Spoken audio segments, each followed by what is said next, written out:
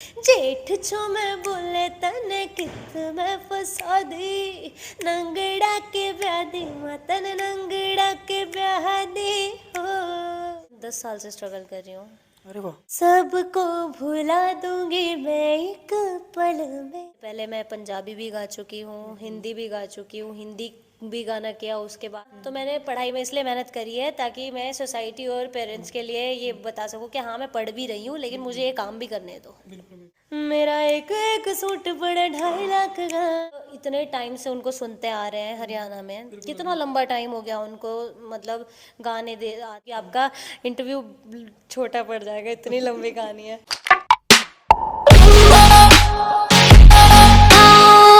सारे भाई ने राम राम। मेरा नाम है राहुल अत्री। इस समय आप देखने लग रहे हो mister Rahul Atri YouTube and Facebook channel. तो आजकल आप एक सॉन्ग सुन रहे होंगे, नंगड़ा का ब्यादी, मैं तो नंगड़ा का ब्यादी। तो मैडम मेरे साथ जिन्होंने ये सॉन्ग गाया है शिवा चौधरी, गोरी निकने में, आई थिंक, अगर मैं करेक्ट हूँ तो सारी बातें होंगी आज।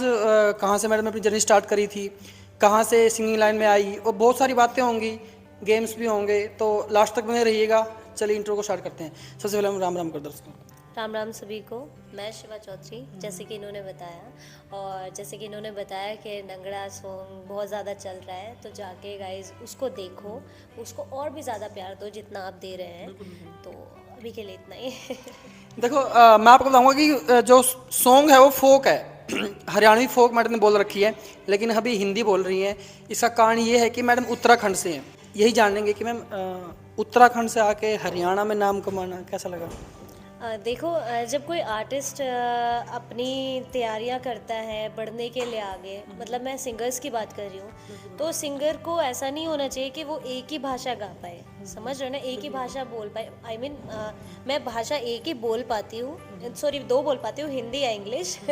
लेकिन गा मैं कई भाषाओं में लेती हूँ, क्योंकि आर्टिस्ट वही होता है जो अपनी कला को अलग अलग तरीके से दर्शा सके, वर्सेटाइल कर सके, या वर्सेटाइल सिंगर या वर्सेटाइल एक्टर, जो भी आप बोल सकते हो। तो मैं 4 भाषाओं में गा लेती हूँ। अभी आगे और भी भाषाएं मिलेंगी तो definitely I will sing. First Hindi, second Haryanvi, third Punjabi and fourth Bhojpuri. मतलब ये 4 भाषाएं मैं गा चुकी हूँ। तो इन चारों भाषाओं में मैडम से हम सॉन्ग सुनेंगे। सबसे पहले ये नंगड़ी हो जाए, हरियाणवी हो जाएगा। ओके। बड़ी मुश्किल से चले से ओ घर का गुजारा रे, एक टूटी सी मोटरसाइकिल वावे से खटारा रे, मेरा जेठ जो मैं बोले तने कित मैं फसा दी, जेठ जो मैं बोले तने कित मैं फसा दी, नंगड़ा के ब्याह दी मतन नंगड़ा के ब्याह दी हो। तो कितनी प्रैक्टिस करी थी हरियाणवी बोलने के लिए, सॉन्ग के लिए। कोई प्रैक्टिस नहीं। बिल्कुल। और कॉन्फिडेंट। ओवर कॉन्फिडेंट नहीं हूँ, कॉन्फिडेंट हूँ। नहीं प्रैक्टिस की, कोई भी आप गाना गाने जा रहे हो, मतलब इतना टाइम किसके पास होता है कि पहले बैठो एक दिन प्रैक्टिस करो। हाँ जब स्टार्टिंग थी बहुत पहले, मतलब 2 साल पहले, तो मतलब हाँ थोड़ा सा होता है ना कि हाँ ध्यान से सुनो किसी गाने को, उसका एक्सेंट कैच करो, तो बस वही किया है। बाकी जब भी हम कोई स्टूडियो में गाना गाने जाते हैं उससे पहले कोई प्रैक्टिस नहीं होती। लिरिक्स कितने टाइम पहले आपके पास आते हैं। लिरिक्स कभी नहीं आते हैं, कभी हम मंगा लेते हैं सुनने के लिए कैसे लिरिक्स हैं। बाकी नंगड़ा सॉन्ग के लिरिक्स मेरे पास नहीं आए थे, मैंने वही एक्चुअली मैं आपको बताना चाहूँगा, आपकी जानकारी के लिए बता दूं कि नंगड़ से पहले भी एक सॉन्ग सुपर हिट हुआ था मैडम का, बुलेट, आई थिंक। पंजे नीचे 1.25 लाख, बुलेट से कम लोग जानते हैं, पंजे नीचे 1.25 लाख लाइन वायरल हुई थी। हाँ जी। तो हरियाणा में आपको मेरे ख्याल से 1 साल के लगभग हुआ है, जहाँ तक मैं जानता हूँ, जहाँ से मैंने स्टडी किया। यहाँ तक की जर्नी कैसी रही आपकी।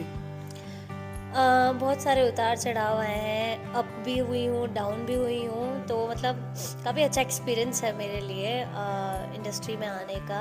इससे पहले मैं पंजाबी भी गा चुकी हूँ, हिंदी भी गा चुकी हूँ, हिंदी भी गाना किया, उसके बाद भी अच्छा फील हुआ। अप्स आए, डाउन्स भी आए हैं, और पंजाबी भी किया, अप्स आए, डाउन्स आए। हरियाणा में भी ऐसा हुआ है कि मतलब बहुत कुछ अच्छा हुआ है, थोड़ा बहुत बुरा भी हुआ है। आपने बोला हरियाणा, अब हरियाणा बोल दो ना। हरियाणा, काफी अच्छा लगेगा। हरियाणा। हरियाणा। तो हरियाणा के बारे में आप क्या जानते हो, मतलब कि कैसा लगता है आपको हरियाणा, क्योंकि आप उत्तराखंड से हो, फिर यूपी आता है, फिर हरियाणा आता है, एक स्टेट बीच में छोड़ के आप हरियाणा में आए हो, यहाँ पे आगे प्रसिद्धि पाई है। तो हरियाणा के लोगों के बारे में क्या कहना चाहोगे?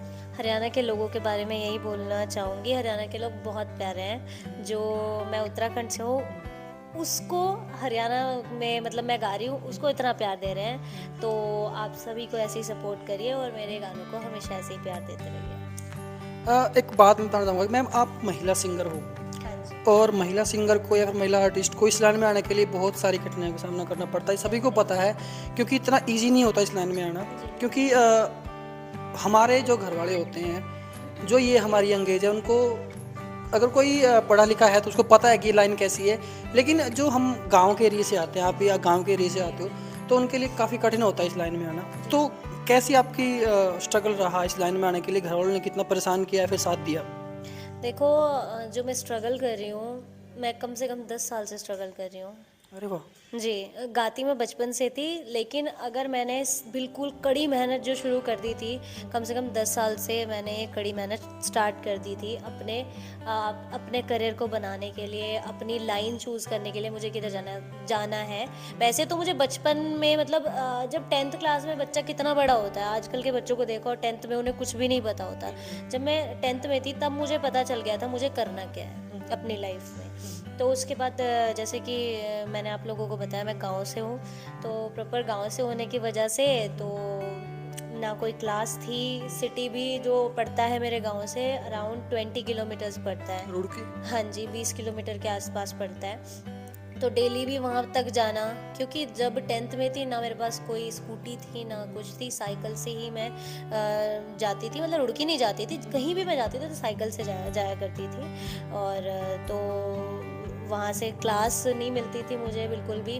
तो फिर मैंने ढूंढा धीरे धीरे करके 10th के बाद 11th 12th जब मैं BSc फर्स्ट ईयर में आई हूँ, तो अब मैंने मैम को ढूंढा। और कैसे ढूंढा उसके पीछे बहुत लंबी कहानी, क्योंकि आपका इंटरव्यू छोटा पड़ जाएगा, इतनी लंबी कहानी है। इतना बड़ा बन जाएगा। तो क्या होता है, कलाकार ना पढ़ते नहीं है, हाँ जी। बहुत वो फिसड्डे होते हैं। बुरा मत मानना अगर आप में से कोई होशियार है। तो कितना पढ़े हो आप? मैं BSc B.Ed हूँ। अभी कर रहे हो या कर ली है? BSc B.Ed? यस। तो काफ़ी पढ़े लिखे हैं मैम। वैसे बाकी कलाकार होते नहीं है जिनका मैंने इंटरव्यू लिया है। मैं हमेशा फर्स्ट भी आई हूँ। और फर्स्ट क्यों आई हूँ, क्योंकि मुझे इस लाइन में आना था। तो मैंने पढ़ाई में इसलिए मेहनत करी है ताकि मैं सोसाइटी और पेरेंट्स के लिए ये बता सकूँ कि हाँ मैं पढ़ भी रही हूँ, लेकिन मुझे ये काम भी करने दो। तो जो पहला आपने सॉन्ग गाया था, हाँ जी। कहाँ मिला चांस, और कौन से सॉन्ग से चांस मिला था आपको, कैसे मिला था चांस? सबसे पहला जो सॉन्ग मैंने गाया था वो था सबको बुला दूंगी, जो आज 200 मिलियन क्रॉस कर चुका है। क्या वाकई में फर्स्ट सॉन्ग था आपका? यस, वो मेरा फर्स्ट सॉन्ग था, सबको बुला दूंगी। और जो बहुत ज़्यादा वायरल हुआ था, बहुत ही ज़्यादा, हर जगह आप किसी ऑटो में सुन लो, रिक्शा में सुन लो, किसी शादी में सुन लो, किसी रेस्टोरेंट में सुन लो। अभी सुना दो, वो सुनना चाह रहे हैं। अच्छा अभी सुना दो। सबको भुला दूंगी मैं एक पल में, सबको भुला दूंगी मैं एक पल में, पर तुझे भूल जाऊं ये तो मुमकिन नहीं। काफ़ी वर्सटाइल है मैम, बहुत तरह तरह एक्सपेरिमेंट करते रहती हैं। हिंदी में भी सुपर हिट हैं, हरियाणा में भी सुपर हिट हैं। तो आगे जानते हैं जर्नी के बारे में। तो अब हरियाणा में आपने नंगड़ सॉन्ग किया, तो जब ये सॉन्ग रिकॉर्ड हो रहा था तो आपने दोनों ने इकट्ठे सॉन्ग रिकॉर्ड किया था या बारी बारी किया था? सुरेंद्र सर ने? नहीं, हमने अलग किया था पहले। वो नहीं था? नहीं, पहले मैं रिकॉर्ड करके गई थी, उसके बाद सर का रिकॉर्डिंग हुआ था। बस यही हुआ था। तो अगर मैं दो बात आपको बोलूँ उनके बारे में बोलने के लिए, तो सुरेंद्र रोमियो सर के बारे में क्या बोलेंगे आप? सुरेंद्र रोमियो सर के बारे में ये बोलना चाहती हूँ, बहुत अच्छे इंसान हैं, दिल के बहुत अच्छे हैं, और काफ़ी दिनों से मेहनत कर रहे हैं इंडस्ट्री में, और बहुत अच्छा गाते हैं। और मैं चाहूँगी हर साल एक हिट गाना वो देते रहें। मैं मतलब एक नहीं, काफ़ी गाने देते रहें। मेरा कहने का मतलब ये है, मतलब उनको बहुत प्यार मिलता रहे, क्योंकि जैसे कि वो इंसान बहुत अच्छे हैं, इस वजह से। अगर घर वाले बोल रहे हैं कि हमें आपकी शादी करनी है, तो क्या जवाब होगा आपका? शादी अभी तो मेरी बड़ी बहन है। अच्छा। हाँ, उसने नहीं की तो अभी तो मेरा मतलब आपके पास मौका है अभी छाने का और छाने का, आप वो तो ऊपर जा सकते शादी के हैं। बाद क्या छाना बंद हो जाते हैं?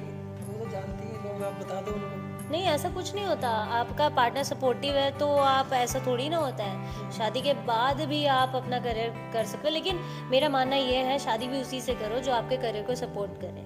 तो कैसा हस्बैंड चाहिए आपको? अगर बहुत सारे होते हैं कि हमें सिंगल से शादी करनी है। मैंने अभी क्या बोला कि ऐसे बंदे से करो जो आपके करियर को सपोर्ट करे, जो आपकी लाइन को सपोर्ट करे। कभी ये ना बोले नहीं यार छोड़, इस लाइन को छोड़, मैं तो कमा रहा हूँ। क्योंकि देखो मैं 10th क्लास से खुद अर्न करती हूँ, 10th क्लास से मैं इंडिपेंडेंट हूँ, जो भी किया है खुद किया है, तो मैं कभी किसी पे डिपेंड नहीं हो सकती। तो यही मैं चाहूँगी कि जो मेरा हस्बैंड होगा तो वो इस बात को समझे और मेरे काम को भी काम समझे, और मैं उसी बंदे से काम करूँगी जो इस प्रोफेशन का हो। बिल्कुल बिल्कुल। और अगर मैं आपको बोलूँगा कि आपके सबसे पसंदीदा हरियाणवी सिंगर कौन है, मेल? ओके, ऑप्शन दे रहे हो? नहीं, ऑप्शन नहीं देना, थैंक यू। अच्छा। अच्छा, मेरे सबसे ज़्यादा फेवरेट है राज मावर सर, दिल से फेवरेट है। मतलब अगर वो इस इंटरव्यू को देख रहे हैं तो उनके लिए मैं दिल से बोल रही हूँ। मतलब इतने टाइम से उनको सुनते आ रहे हैं हरियाणा में, कितना लंबा टाइम हो गया उनको, मतलब गाने दे आते रहे, लेकिन उनका जो गाने का तरीका है ना, सब हरियाणवी आर्टिस्ट एक नंबर है, सब बेस्ट हैं, ठीक है। लेकिन आपने फेवरेट पूछा ना, that's why I am saying कि राजमावर सर मेरे फेवरेट हैं। मतलब मैं उनकी बहुत बड़ी फ़ैन हूँ और चाहूँगी कि उनके साथ गाना जल्दी। आप उनको आइडियल मानते हो? हाँ जी।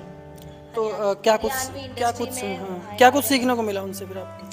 वो जो तरीका है ना उनका गाने का, मतलब वो जो एक्सप्रेशंस डालते हैं, शब्दों को ठोक ठोक के बोलते हैं ना, समझ लो एक शब्द पे, मतलब हर शब्द को ना ऐसे क्लियर बोलते हैं। कोई सॉन्ग याद है उनका?